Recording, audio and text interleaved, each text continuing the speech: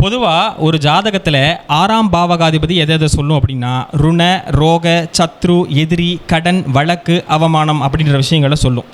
சரி, பிணி அப்படிங்கிற விஷயத்தை எது சொல்லும்? தீர்க்கக்கூடிய பாவகம், தீர்க்கக்கூடிய பிரச்சனைகள்னால் அது 6ஆம் பாவகம். தீர்க்கவே முடியாத பிரச்சனைனா அது 8ஆம் பாவகம். ஒருத்தர் ஆயுளை தடுத்து நிறுத்த முடியுமா? முடியாது.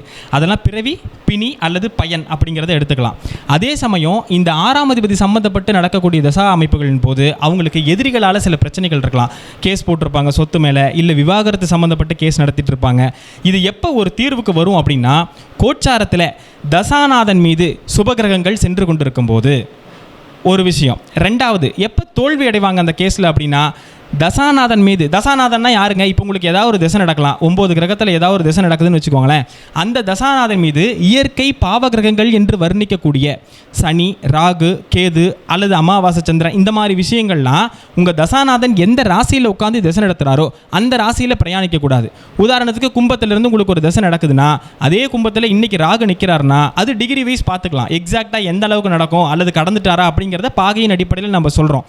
ஆனால் பொதுவாகவே தசாநாதன் மீது பாவகிரகங்கள் அமருகின்ற போது அந்த தசை பெரிய அளவுக்கு நட்பலங்களை தர்றதில்லை. இதில் தோப்பாங்க. இதுவே நல்ல தசா அமைப்புகள் நடந்து கொண்டிருக்கிறது, சுபகிரகங்கள் அது மேலே போயிட்டுருக்கு அப்படின்னா அந்த திசையில் கண்டிப்பாக அவங்க ஜெயிப்பாங்க அப்படிங்கிறத சொல்லலாம். அதே மாதிரி 6க்கு 6ஆக சொல்லக்கூடிய 11ஆவது பாவகாதிபதியுடைய தசா அல்லது புத்தி நடக்கின்ற காலமாக இருந்தால் உறுதியாக ஜெயிப்பாங்க வழக்கில் அப்படிங்கிறத சொல்ல முடியும்.